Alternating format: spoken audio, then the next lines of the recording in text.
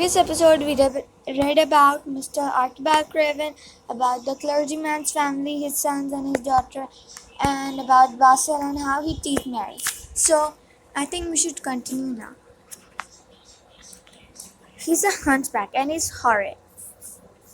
I don't believe you, said Mary, and she turned her back and stuck her fingers in her ears because she would not listen anymore. But she thought over it a great deal after, and when Mrs. Crawford told her that night that she was going to sail away to England in a few days and go to her uncle, Mr. Archibald Craven, who lived at Misselthwaite Manor, she looked so stony and stubbornly uninterested that they did not know what to think about her. They tried to be kind to her, but she only turned her face away when Mrs. Crawford attempted to kiss her and held herself stiffly when Mr. Crawford patted her shoulder. "She's such a plain child," Mrs. Crawford said pityingly afterward, "and her mother was such a pretty creature. She had a very pretty manner too, and Mary has the most unattractive ways I ever saw in a child. The children call her Mistress Mary quite contrary, and though it's naughty of them, one can't help understanding it. Perhaps if her mother had carried her pretty face and her pretty manners oftener into the nursery, Mary might have learned some pretty ways too.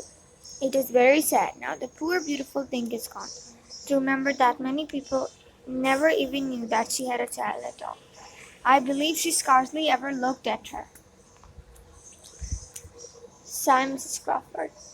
"When her ayah was dead, there was no one to give a thought to the little thing.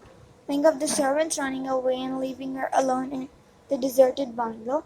Colonel McCreeff said he nearly jumped out of his skin when he opened the door and found her standing by herself in the middle of the room.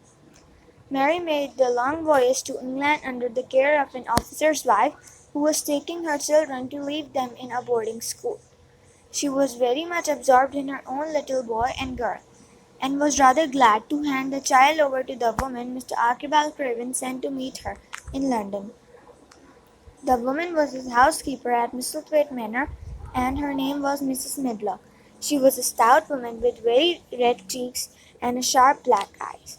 She wore a very purple dress, a black silk mantle with jet fringe on it, and a black bonnet with purple velvet flowers which stuck up and trembled when she moved her head. Mary did not like her at all, but as she was very seldom like people, there was nothing remarkable in that. Besides which it was very evident Mrs. Medlock did not think much of her. "My word, she's plain little piece of goods," she said. "And we'd heard that her mother was a beauty. She hasn't handed much of it down, has she, ma'am?"